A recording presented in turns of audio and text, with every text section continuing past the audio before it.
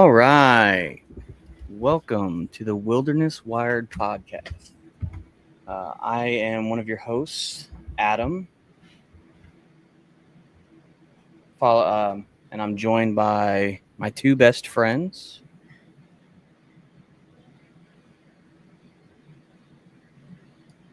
Hello. I'm Matt. I'm Trevor. We gotta All come right. with this. So we have a segue here. Yeah. We're gonna. It's gonna be an introductory episode. We're just gonna go over, who we are, our backgrounds, what got us into hunting, and then cover all like what this podcast is kind of be about. Again, I said my name's Adam. I guess we're gonna cover our jobs. Or do you have any stories to tell there, Trevor? I know I I didn't know if you wanted to go ahead and go along with what we had, and then once we get to an in between, we can still. No, you can go ahead. It's not really a story. It was more like just what's been going on.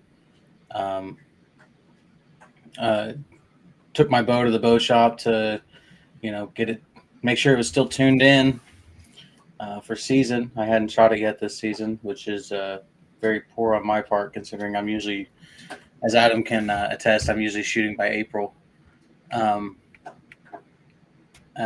Got some new arrow wraps. My girlfriend got me some Osio brand arrow wraps, the camo that I wear. So threw those on, some Hunter XTs, gold tips, and threw some cool tack veins on there. So that's what I've been doing as far as preparing for hunting season. But that's pretty much all I had. I can attest that the arrow wraps look fantastic, by the way, and the veins are amazing compared to last year's debacle. I won't name bash any companies, but yeah, they were very poor. We had arrow wraps that split right down the seam. I was literally handed a freshly fletched arrow that had been cured for 24 hours, bent the fletchings over, and they ripped right off with one finger. So we decided to not go there anymore for any bow archery needs in general. So went with a different company this year, family-owned company, just a nice little archery shop on the outskirts of the main town that we live in. So it's distracting me. But yeah, that's all I had. I know it's been only a short time since we talked, Matt, but anything new? Yeah, I mean, what we'll talk about in future episodes, I'm sure. But the got the game tags for that bison hunt coming up in November. So they sent a nice little intro packet on identification, and they partnered up with Sportsman's Warehouse. Going to give me a free box of ammo for that. So that's pretty cool. That's awesome. Really? Yeah, up to $50 because I want to promote the non-lead. So I get to go pick out a box of ammo at Sportsman's. So that's cool. How'd you manage that? How'd you pick that up? I don't know, man. They said, hey, you got a tag in this zone. Here's a free gift. Oh man, that's awesome. So yeah, we got 2 welcome packages this week of the tags, the whole, this is how you identify a bison, which is not as easy as one might think. Are you going to be picking up 300 Win Mag, or are you going to go with the 450? You're going to pick up a box for your 450? Nah, it's probably going to be for the 300. Okay. I think that's probably gonna be. I might borrow my buddy's 44 for the weekends in between now and when you get here. But I know I've picked up several 300 Win Mag and the ELDX, and they're all, I can't remember the grain, but around here they only sell like 150 to 180 grain. yeah, these ones are looking at like Um, 180 for the ones I was looking at. They and have a it's for list deer. of different ones you can get. So They sell a lot of it's for deer, so it's going to be on the lower grain side. For the 300 Win Mag around here, I couldn't find any larger grain. So, okay, so just to segue into, I guess, kind of who we are, what we do outside of hunting, and what we do to make the bucks, and to support our expensive habit of hunting. I'm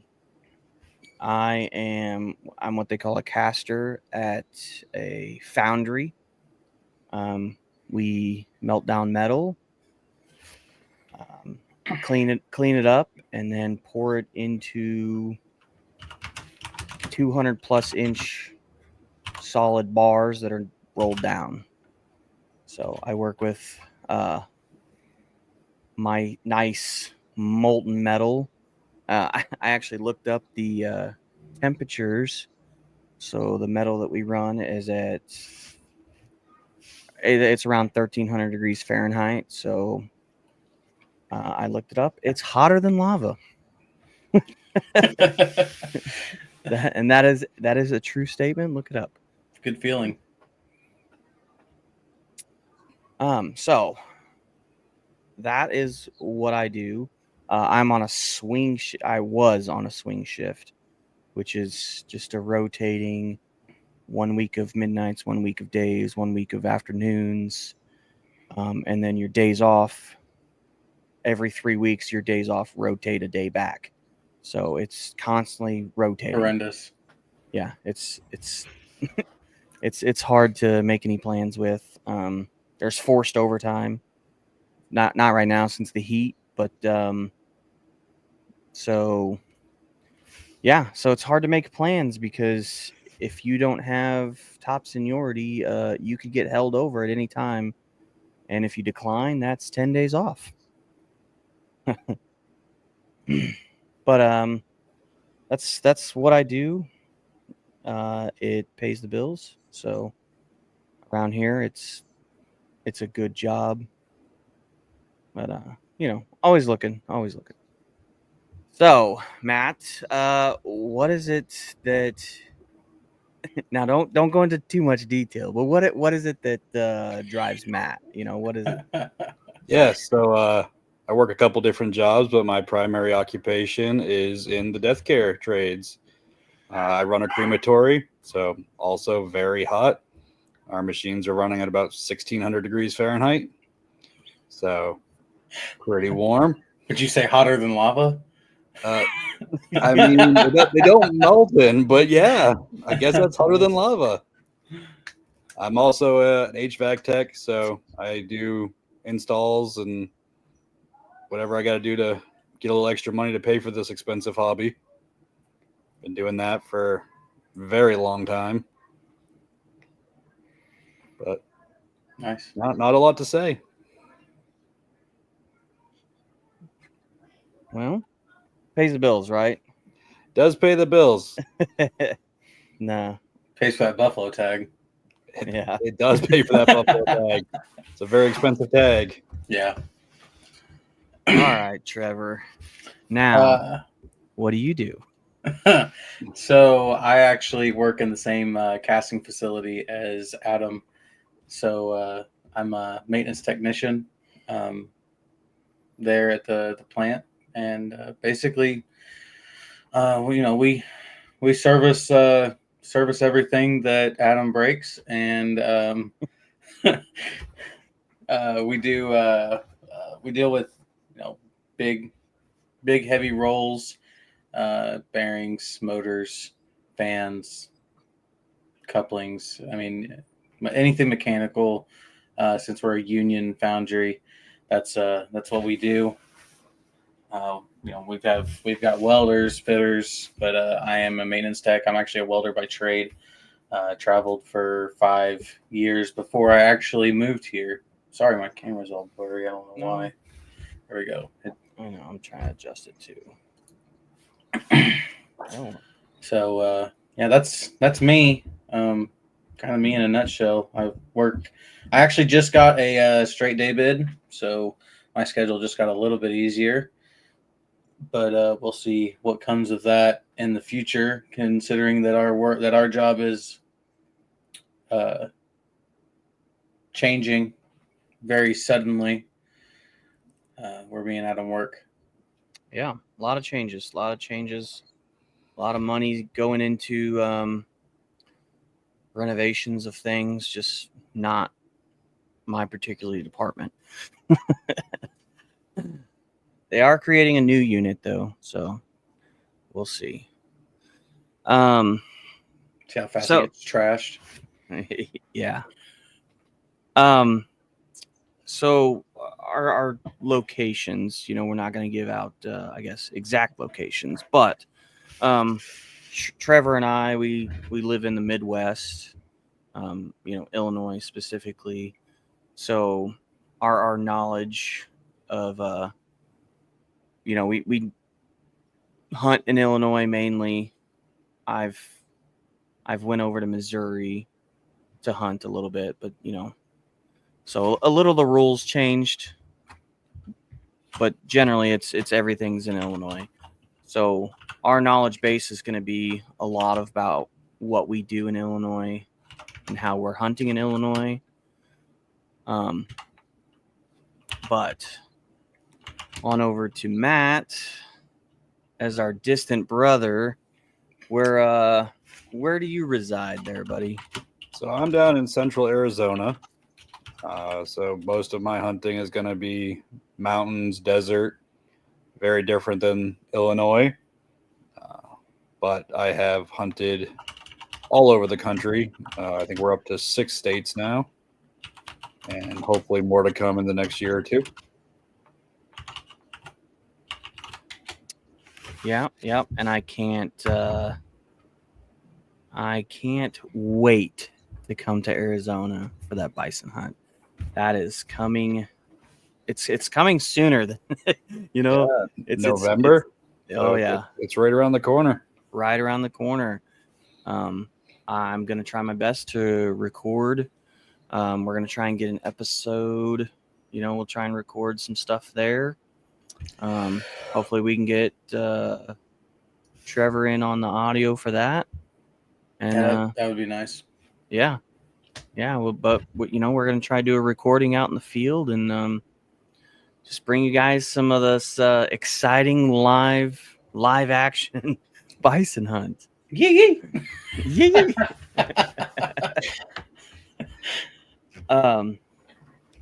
So a little bit, we're going to talk about how we met each other. So what how did we meet? Why are we friends? How do we come to get together to want to do the podcast or hunt with each other, things like that. I will start. So Matt and I, we were in the Army together. We were stationed up northern New York. We met in the snow at the Fort Drum. I think that was after my first deployment. I came back and Matt got stationed up there. Do you remember like our first conversations at all? Because I definitely don't. I don't know. No, I don't remember the first ones. It was really close to when we went to Afghanistan that our conversations really took off. When we got back, we started hunting together. Shotgun zone outside of Drum. Yeah. Some good times with a Lancer. I think we hung out a little bit before that. I think we hung out before We the hung out deployment, before though. that, but that was I think fishing. I think we got onto fishing together first. Fishing, drinking, a lot of drinking in the Army. oh yes, good old Uh, spirit. Yep. Yeah. It's just, and then just yeah, our love of hunting, man. It's amazing how the love of hunting just brings people together. It brings camaraderie, and you get the best you get the best friends out of it, man. Because who better to trust than somebody that is right next to you with a gun all the time? Kind of forced at that point. Yeah. Here we are, 13 years later, still doing this.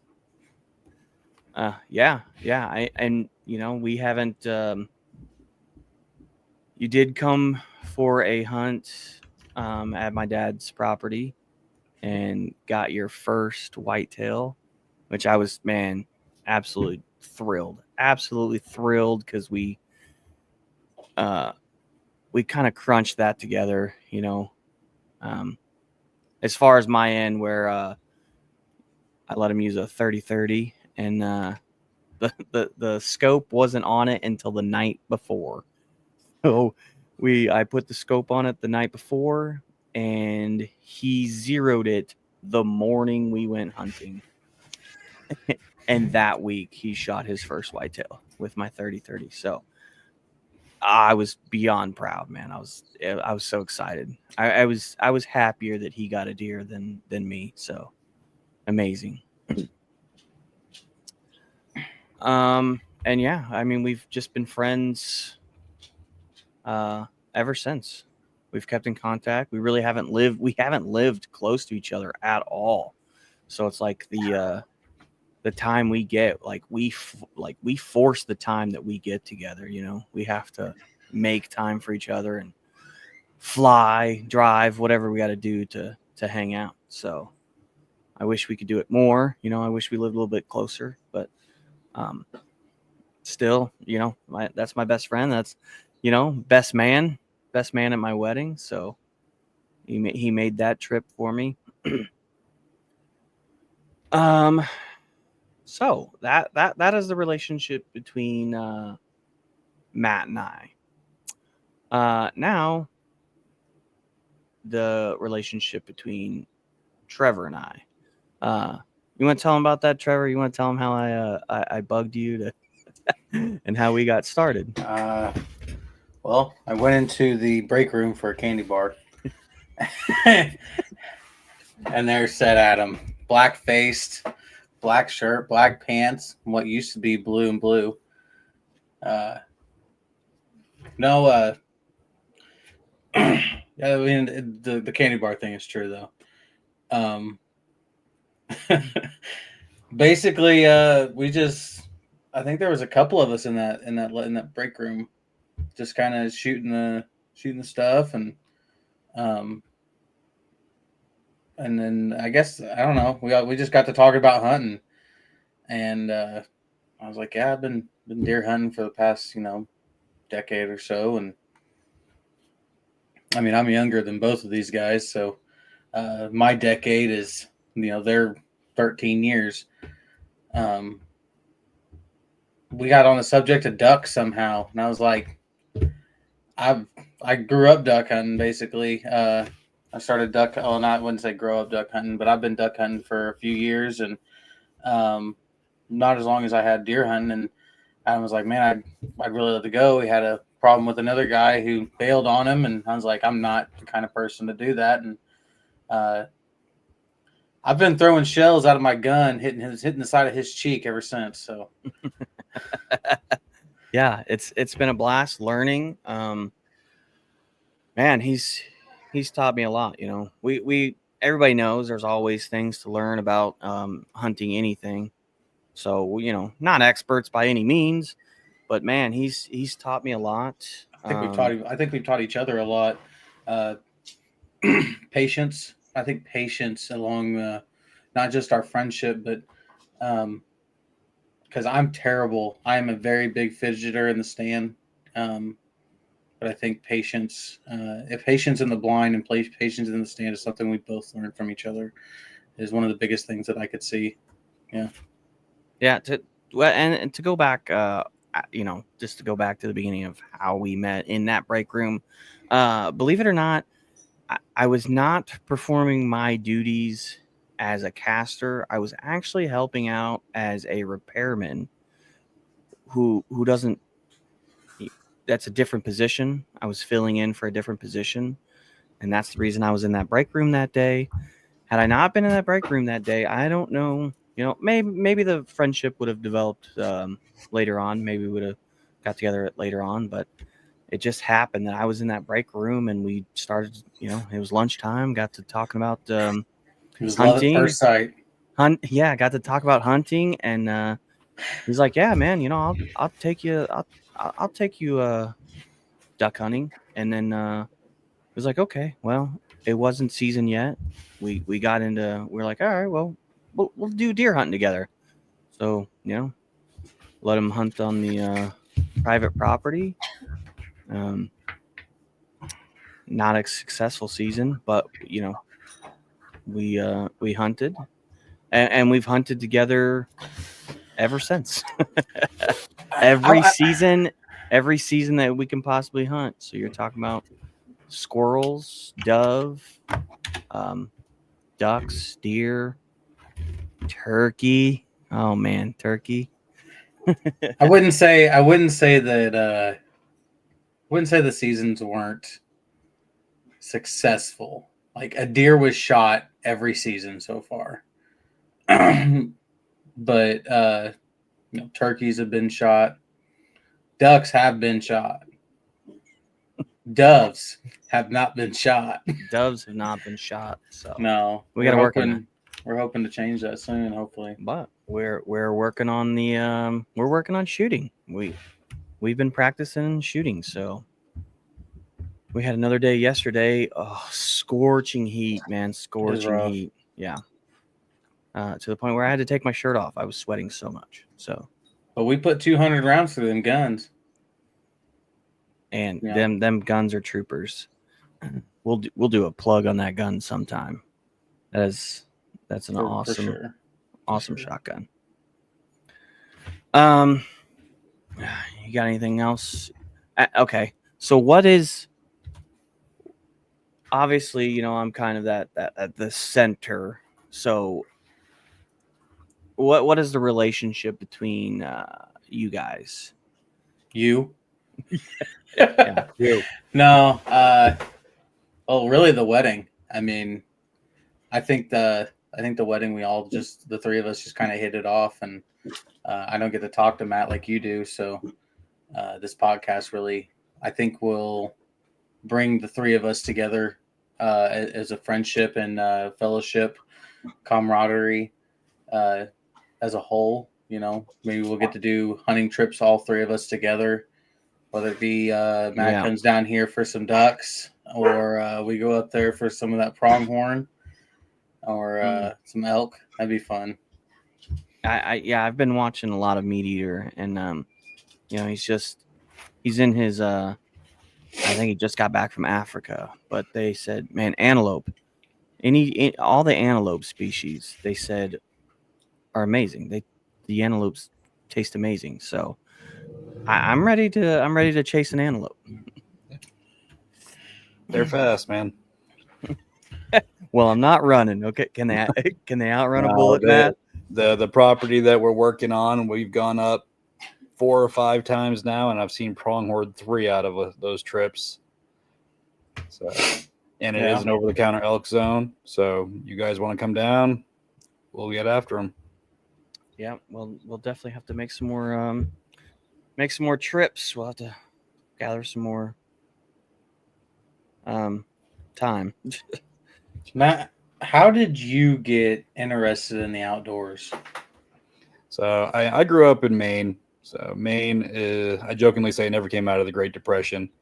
So I have grown up hunting since I was allowed in Maine at the time. It was 10 years old. I got my first shotgun and was out deer hunting with my father. Yeah, I grew up with him deer hunting, bird hunting before that. So I started hunting, fishing, trapping, anything I could do to get outdoors.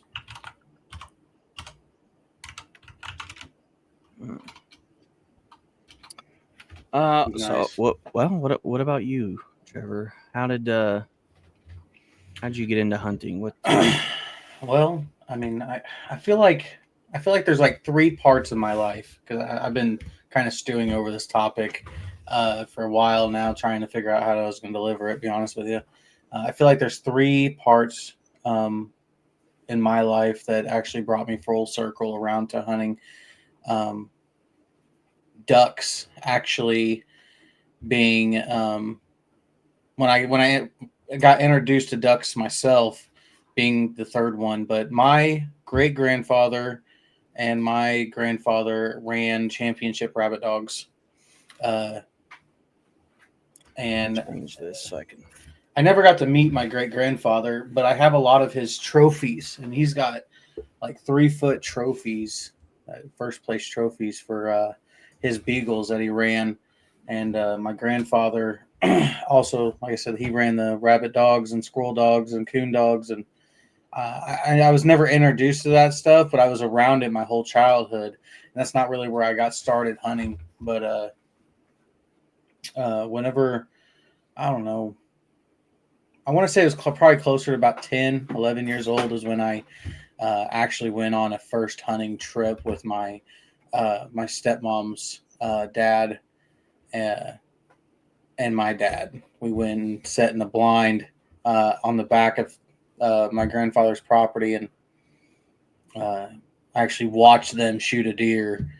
And then from that, we were not exactly rich, so I never really was able to get any kind of hunting equipment. I went hunting a lot with them, and I actually didn't get my first bow until I was 16, and it was like a Martin archery bow, and that's when I started shooting on my own and going out. Killed first deer I killed was a doe, and it was about a 45-minute trek over the creek and through the rivers and out of the woods and through a bunch of briars and thorn vines. But that's pretty much how I got started. Just growing up watching people.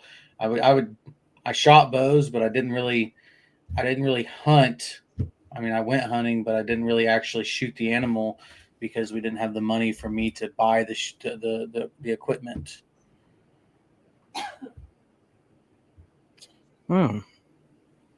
Interesting. Um, how I got into hunting. My dad, man, I grew up. And it's not just hunting, but the outdoors in general. My dad loved to be outdoors, so it's small. It started with the small things. Going out to the creek, fishing.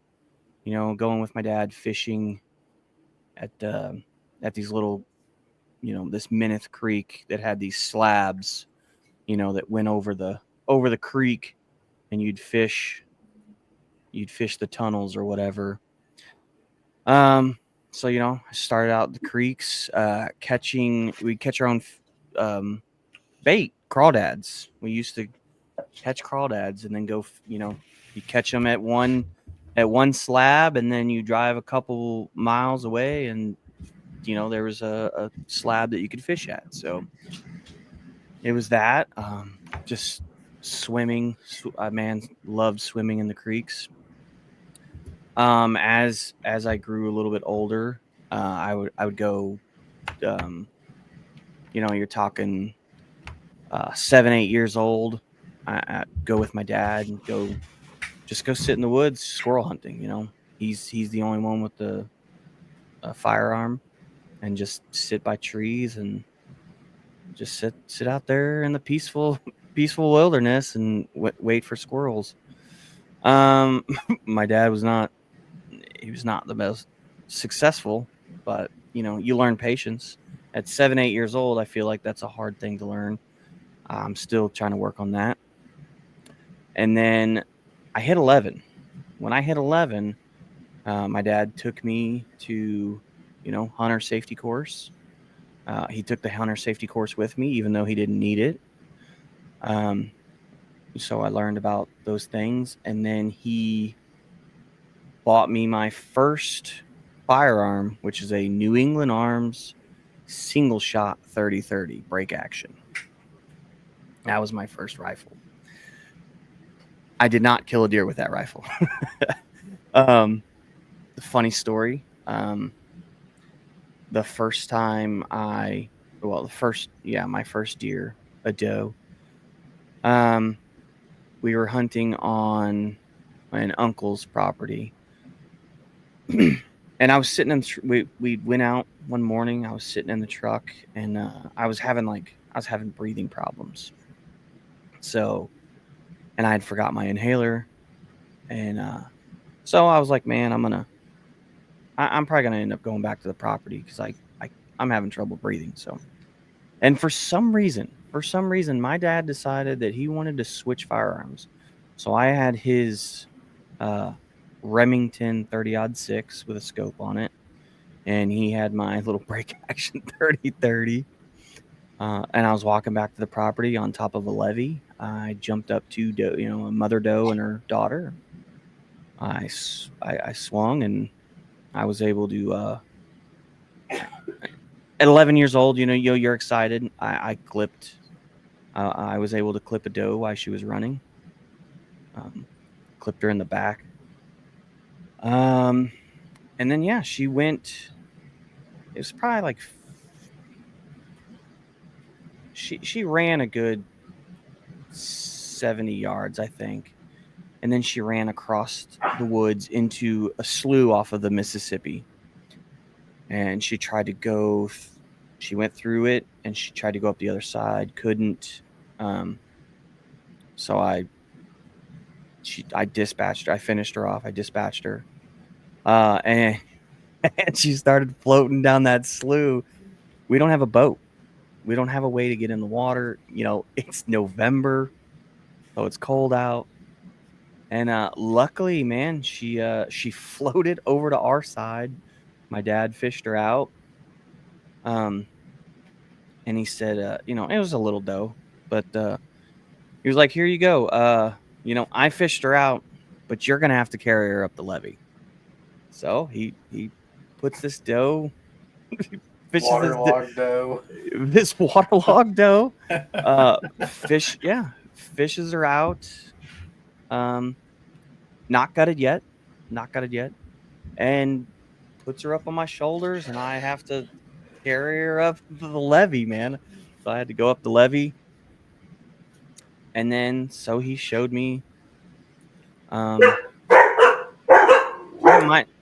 That might not have been the first time that I'd seen him gut it, but of course he helped me and showed me how to gut my first deer. He was pretty good about he liked to get hands on. So generally, if we're ever together and if I shoot a deer or something, he would always get in there and gut it. And he just liked to do that. So, but that was my first hunt, and man, I've loved the outdoors. I like camping. Don't get to do much camping, but I love camping. My dad was an outdoorsman. He would tell me stories or tell me that back in the day, they used to allow them to take shotguns to school. You could take your shotgun to show and tell. You could take it to you could take it to school because you were going to go hunting after school. He lived at the time around Kaskaskia Island in Illinois, so he hunted that area, southern Illinois. But that just led to a love of being outdoor and everything there is. The wilderness. It's so peaceful. It's lovely. It's natural. It's the way it's supposed to be.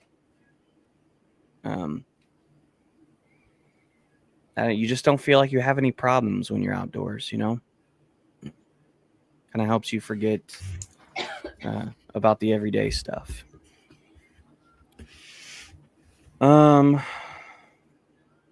So what why does the outdoors, uh, mean to you? Like what I'm assuming, I'm not gonna make any judgments, but for me, the outdoors means a lot. You know, it was a way for me to bond with my father.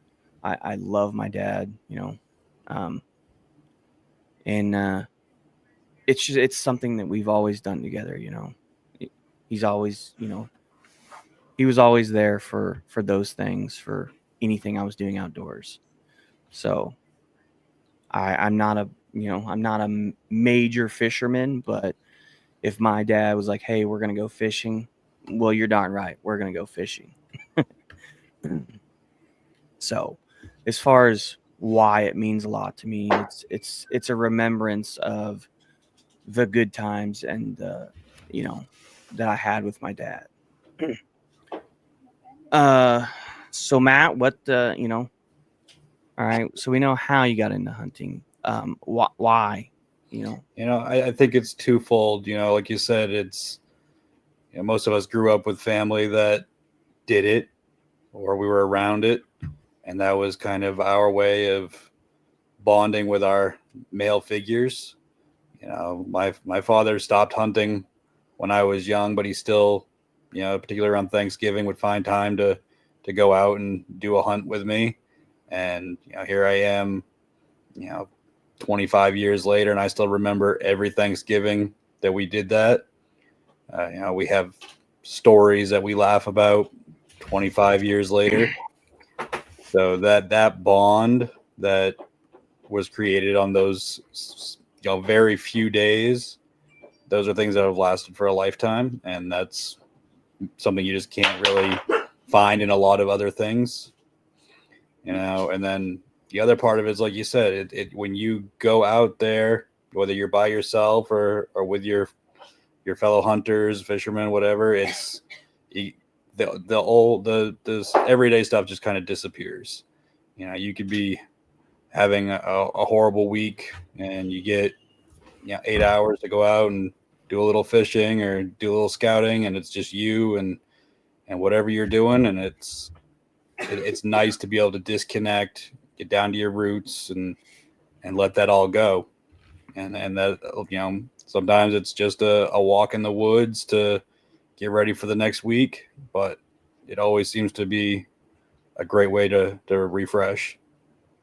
Yeah, it is. It's a fantastic way, and it's the great thing about being outdoors and whether you're hunting or not, but just when you're hunting, I still get excited about the little, when I'm sitting in a tree stand or whatever, and I see, it's getting that dusk time, it's getting real deery, and then man, you see a possum, you hear noises in the woods, you see that possum or you see a raccoon, or you're like, man, that was still cool. Like I'm not hunting that.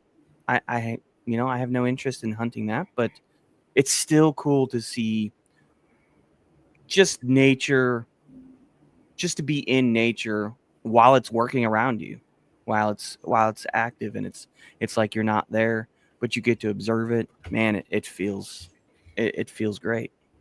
And we'll talk hunting a lot on this podcast, but to me, the perfect moment in time was always those early mornings, walking by a beaver bog with that fog just coming off the water, getting ready to check some muskrat sets when I was out trapping, or getting into a spot that we were gonna sit in a stand for a whitetail.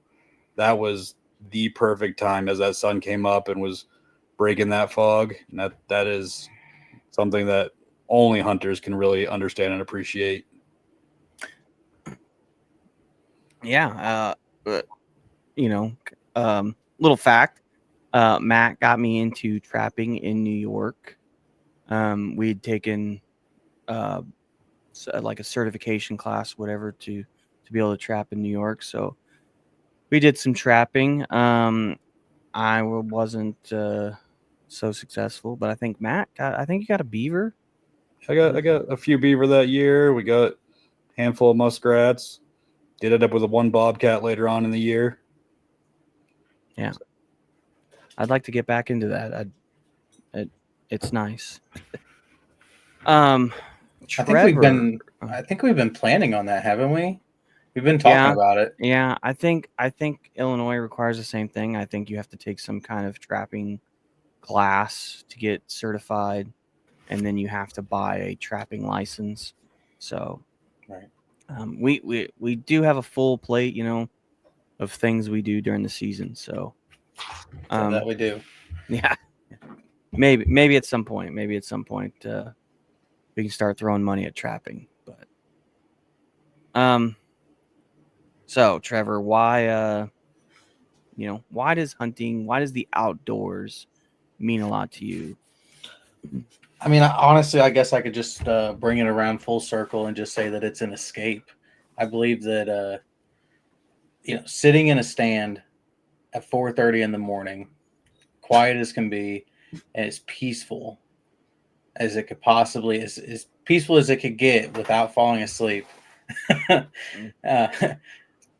I think that's one of the most serene things that I've ever felt in my life, along with, like Matt said, your male role models and the men that you grew up with, teaching you the way. Whether it's not all about, it's not just hunting, but like, when I was 5 years old, I caught my first catfish with my dad, and that was a very proud moment in mine and my dad's relationship. And actually, about 10 years ago, my dad was diagnosed with a rare kidney disease that almost killed him 2 Thanksgivings ago. But right now he's in recovery, actually doing better than ever after a kidney transplant. And we plan on getting back to those roots come this season and following seasons. We got a family property now that we're going to we've started on taking care of, managing. We've got cameras out watching the deer. We're gonna not last season, but the season before, me and my dad went out there and tore up the ground and planted a food plot. And we actually had a lot of good luck with that food plot. And then my grandpa, who actually lives right across from my uncle who owns the land, he got down, so he couldn't help out as much upkeep during the summer time, keep it mowed down and whatnot. But we found somebody who's going to, brush hog the property, make some lanes, make some pockets, and we're going to carry on that tradition of the hunting and the fishing. That was one of the big things that me and my dad did was fish.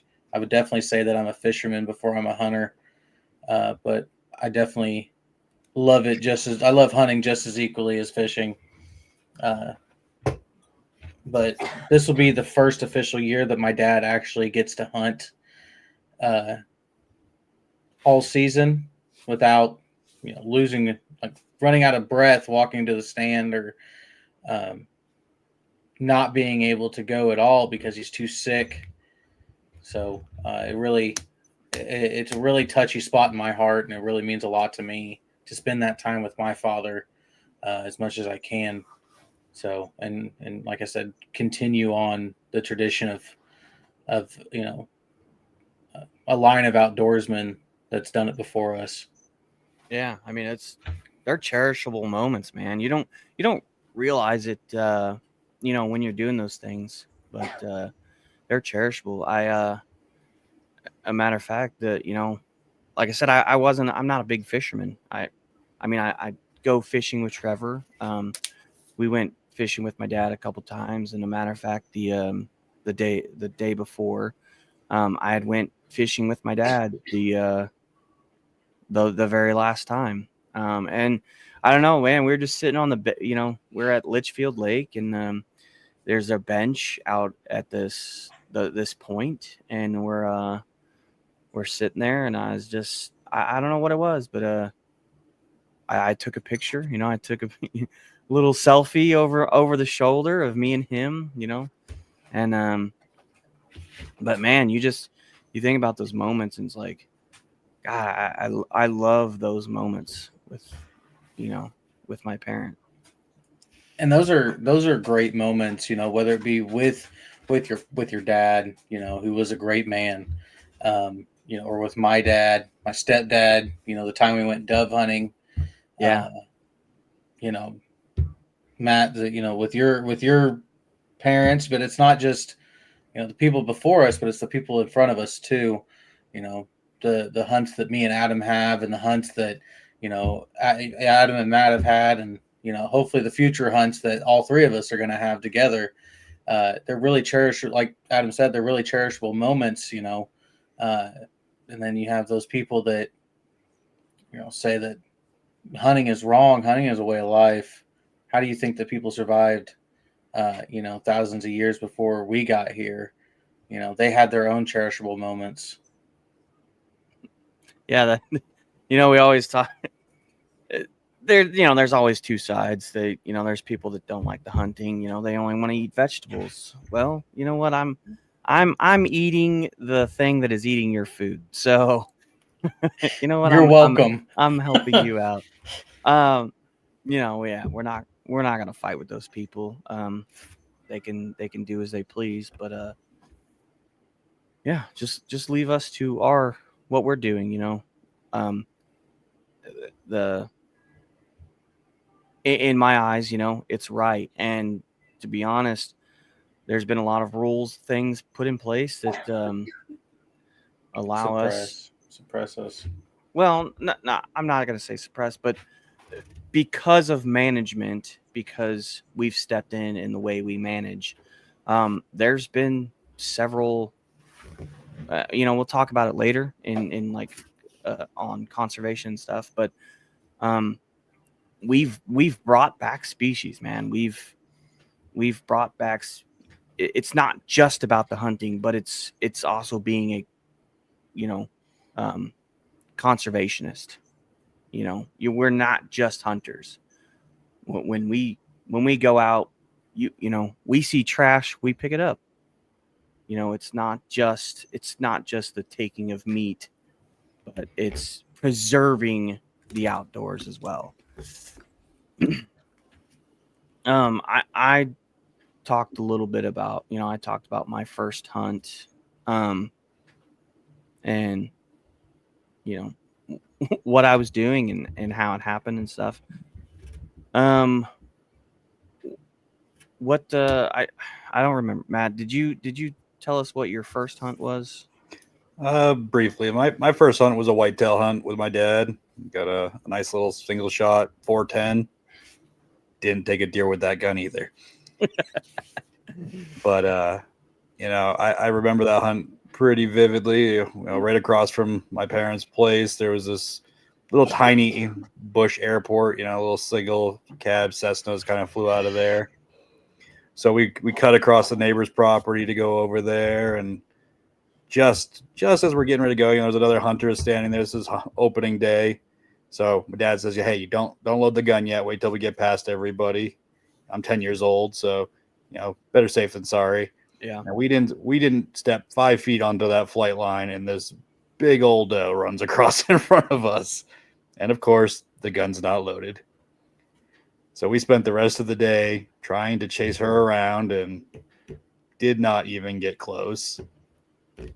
But yeah, I mean, that was the first hunt of what wasn't a ton of them, but every one of them comedy gold on that same flight line.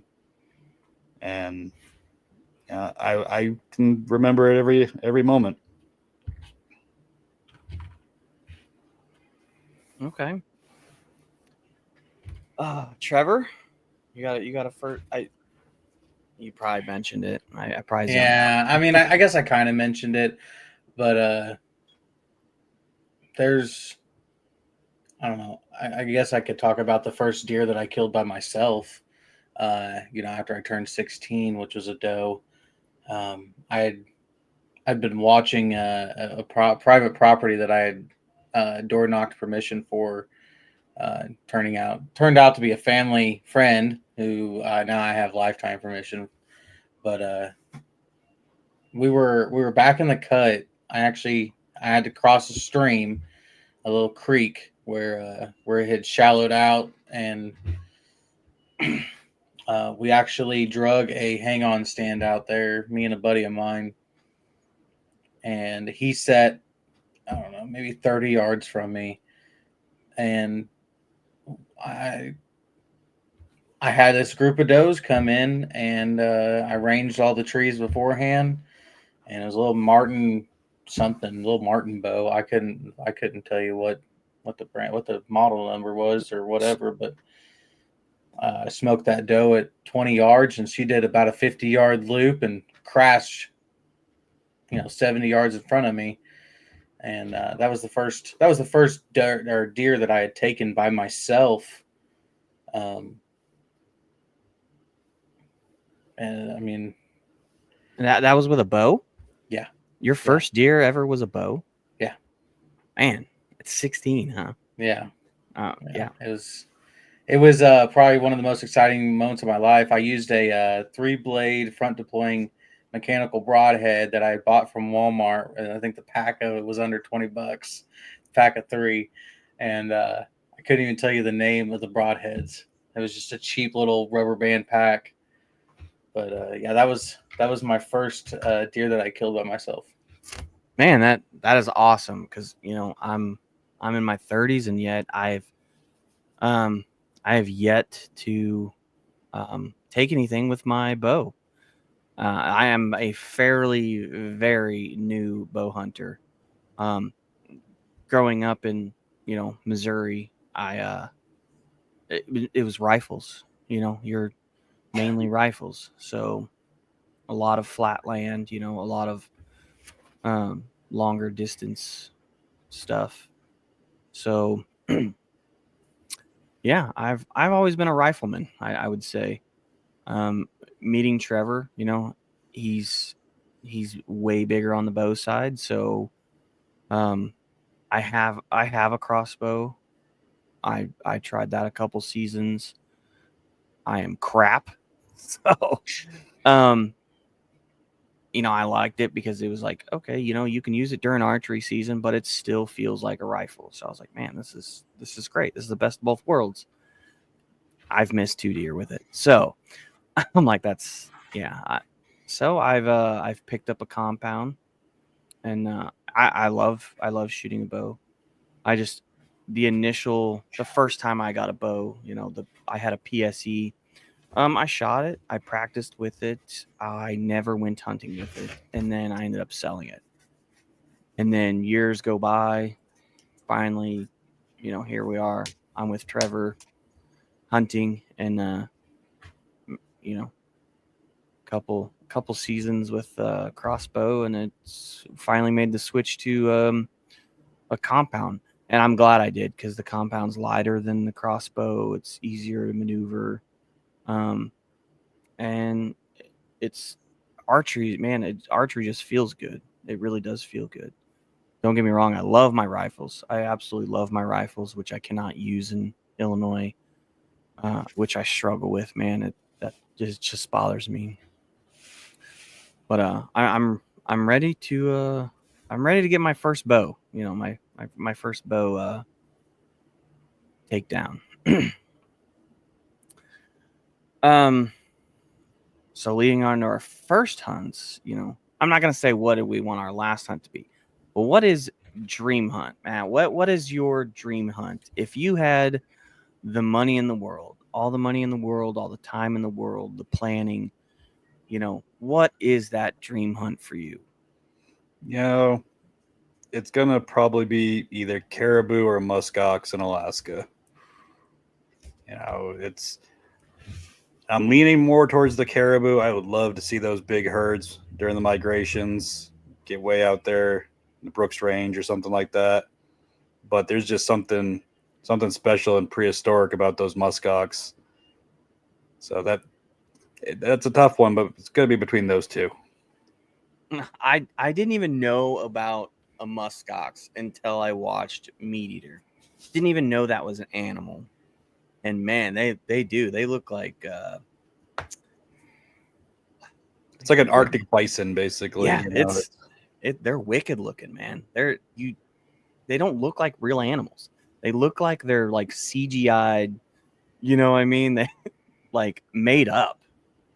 They're crazy looking. What about you, Trevor? What is it? Mine's not as fancy as an Alaska hunt, but being the adrenaline junkie that I am, I would love to get within 5 yards of an elk with a bow. That's the dream right now. Now, I'm not saying that it's the dream of the century, but that is mine. I would love to just smoke one with a bow, get them all nice and tight, close to me. Because that's what I mean. That's just I love. It's not just the fact that Illinois is the way it is with the guns, but since I ever picked up a bow, I've always been good at it, and I always loved it, and I want to kill everything I can with it. So I don't like to toot my own horn, but I'm usually pretty good at shooting. So, but yeah, I can attest. But yeah, that's the dream. So 2026, we get you down here and we'll put you on an elk. Deal. Sold. Finalize it. Put a stamp on it. Yep. You're gonna have to save that week, baby. You're gonna have to save a week of vacation. As long as you can call them in, because I've never even picked up an elk call. We can make it happen. Practice, right? Practice like you practice on them duck calls. Yeah. Can you even buy? I don't even think they offer elk calls in Illinois. I have to buy it off a line. For me, man, moose. To be honest, anywhere moose, but I guess it's always the dream location is Alaska, that Alaskan moose. But really, a moose, man, that's massive. It's a massive, massive animal. And it's a waiting game. I know that you have to, you can call them, and those big antlers they have, those big, they catch all that sound, and it could take them days to come in to a call. So you could be calling and thinking it's not working, but it could be working, and you could be pulling in bulls from miles and miles away. So it could take them days to get near you to where you can even spot them. But it's just a massive animal, and man, I would love to take a largest of the deer species, I think. I'd say that'd probably have to be on the list of mine also with a bow. It'd be a bow.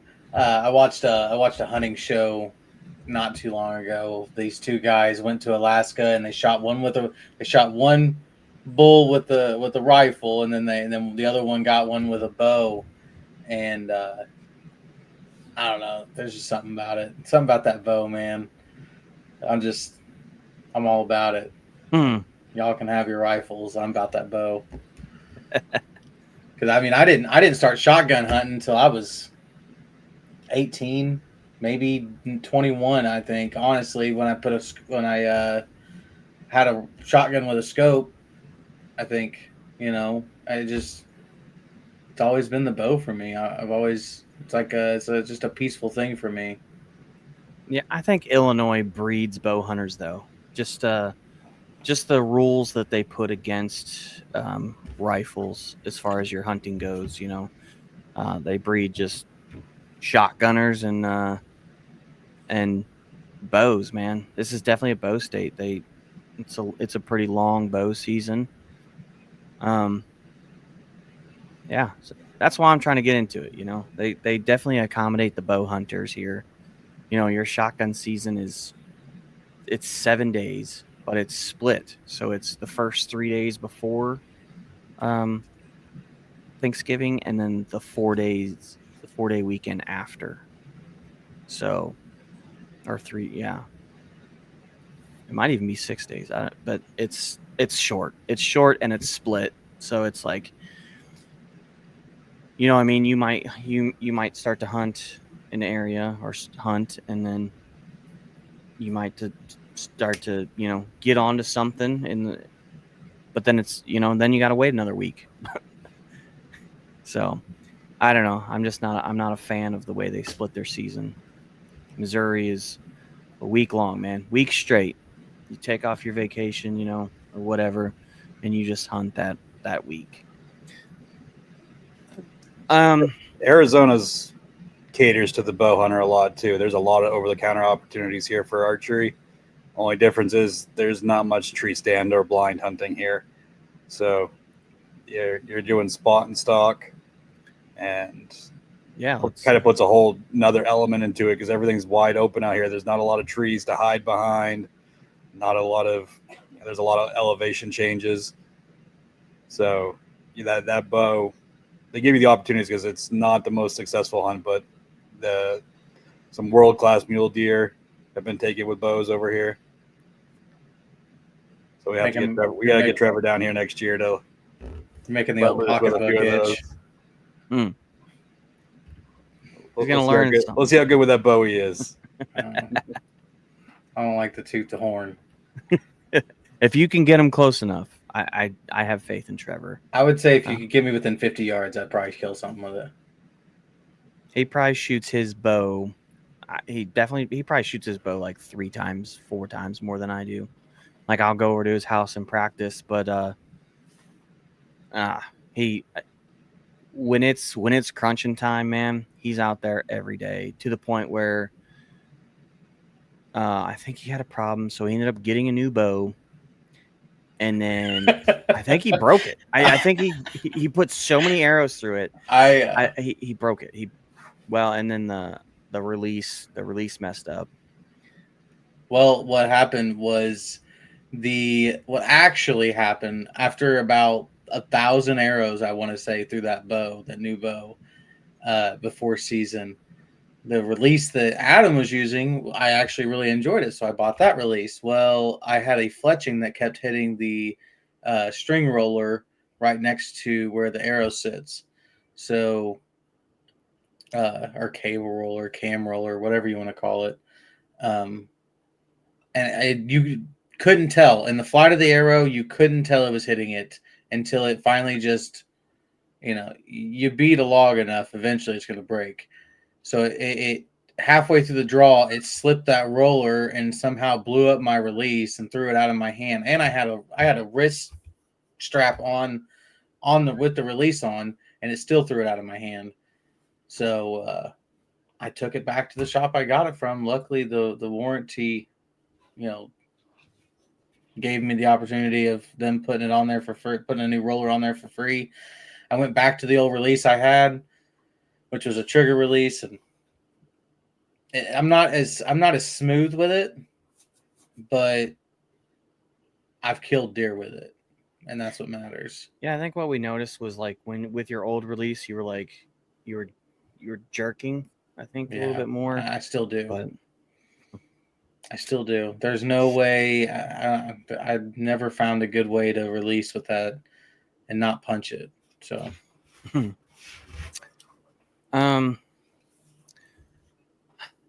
things we've learned. All right, let's move on to things that we've learned.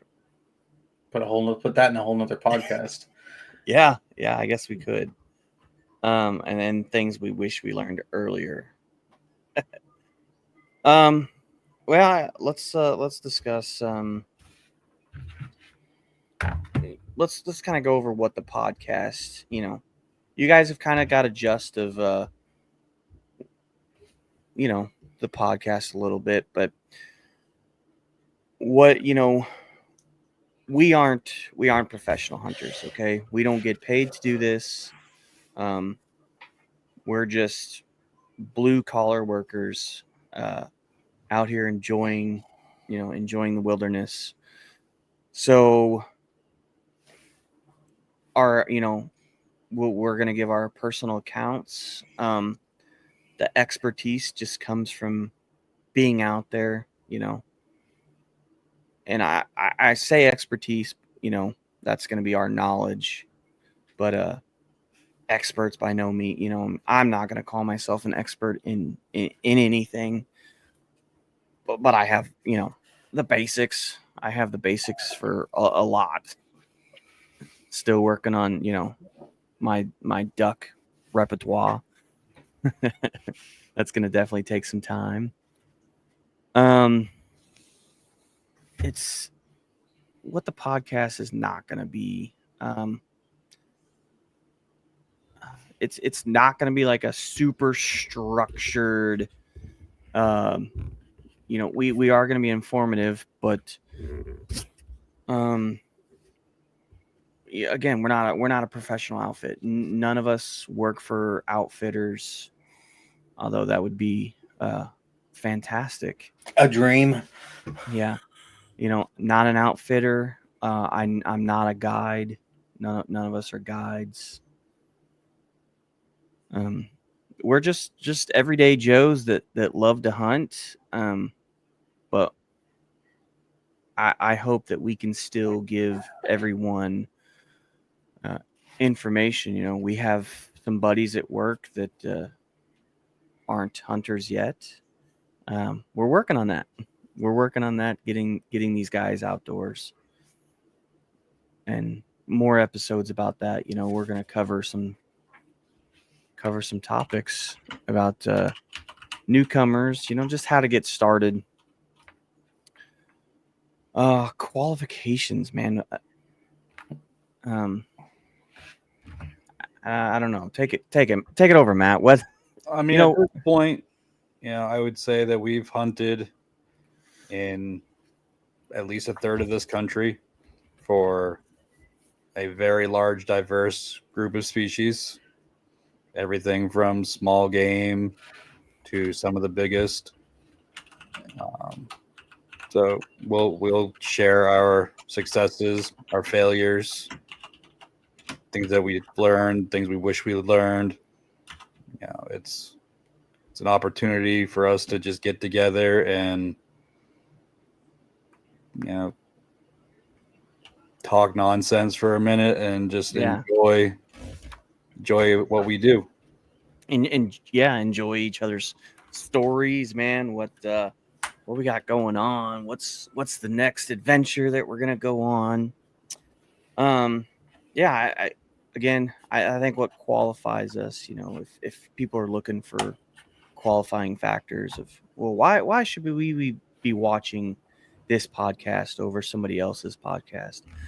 From what I've seen, a lot of podcasts are in a one location. They talk about they're either professional hunters. You got Meat Eater, who's professional. That's a professional job, and man, they're amazing. I love watching them, but we are not that. We, I think just the years of the struggle is what qualifies us to talk about those things. We can teach you what not. Huh? So if nothing else, we're going to keep it real. Yeah, we're going to teach you what not to do. There we go. Hey, and that's half the battle, right? I mean, yeah. When you're deer hunting, you gotta know not to just be just leaving your scent everywhere in the woods. You got to know those things, because I'd have to look up the stats, but I think it's humans refractory, our smelling senses. We stink. I think we have, I don't know if it's in the millions or not. You know what? I'm gonna look this up real quick. But I do know that deer, it's like 4 million refractory senses. We got like 4,000. They have like 4 million. So things that you think you're smelling or you can't smell, deer are picking it up. They're no problem. They're smelling for miles, or not, they're smelling distances away, and they're smelling things you can't smell. So if you think you can, trick a deer's smelling senses, it's not happening. It's hard. I'll tell you that. They're either going to be, if they come in, it's because they want to come in. It's, they're curious about the smell or something. It's not that they don't smell you. It's more than likely they're curious or they don't care. It could be that mating season where they're just like, I don't care what I smell, man. As long as there's a lady at the end of it, I don't care what it is.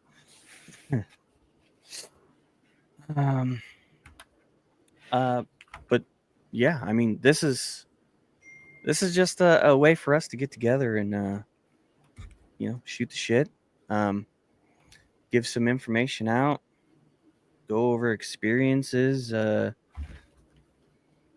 as we go through this adventure. You guys got anything to add? No.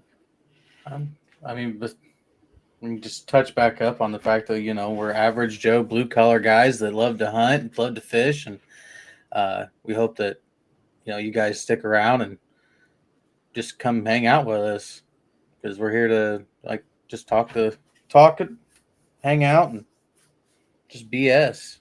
We're gonna teach you what not to do because we're pretty good at that. I promise. I promise. I've done at least 90% stuff that you're not supposed to do. I can tell you something I've learned. Here, we'll touch up on that subject just real quick. What not to do? Don't take a crap during rut on the ground, because I promise you, a 13-pointer with 2 drop tines are going to walk right in front of you while you're squatted. You don't have your rifle right next to you, or your? Well, I guess you both. So I had to cross so this was we'll go back to that story about me killing my first doe, right? This was after I killed that doe, because I killed that doe early season. This is the same season. I crossed a further part of the creek because it was like 11 o'clock, and I was new. I didn't know, hey, it's not dark during rut. Don't get out of the stand. I left my bow on the other side of the creek because I was just going to go walking. I was just going to go scouting for the next day. And nature calls. So yeah, it sure does. Every time. Yeah. I lost I lost a couple of good pair of hunting gloves there. And I don't know. To add to the fact of they don't care what they're smelling as long as it's a lady on the other end. This deer was within 10 foot of me, and I was squatted, pants down, up against a tree, and this deer never even looked up from the ground. It's big buck. He could have hurt me. I was scared the shit out of me.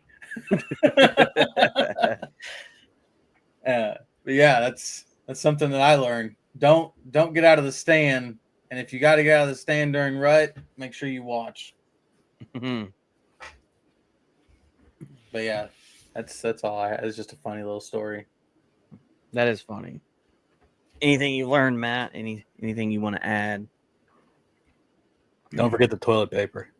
Oh man, don't forget the biodegradable. Otherwise, you're gonna have a less sleeves on your thermals. Dude, that's like a $30 pair of gloves. I lost a sleeve on a pair of thermals. Funny story about that, right? I did not have toilet paper one time. All right, I'm up at my dad's property. My dad is, I don't know, he's a quarter mile away, and man, nature called. I have no toilet paper. What am I going to do? It's rifle season in Missouri. I found a rock and I leaned against that rock, did what I needed to do. And all I had was the leaves on the ground. So I had to find leaves that would not crumble. And man, yeah. I had to, it was leaves, man. All the leaves I was stepping on, anything that was within reach. Okay. And And then I meet up with my dad. He's like, "Oh, I got toilet paper right here." I'm like, "Well, where were you? You have 20 minutes ago, 30. You know what I mean? Like, oh man, I could have really used you. I always carry toilet paper." I'm like, "Yeah, I need to. I Good for really, you. yeah, I really need to. Yeah, I need to make better decisions." You know, we weren't that far from the cabin, so but it called. Yeah, I definitely learned that day too. If you're a public land, I'm carrying some form of wipe. Private land, it's not that bad because the truck is way closer.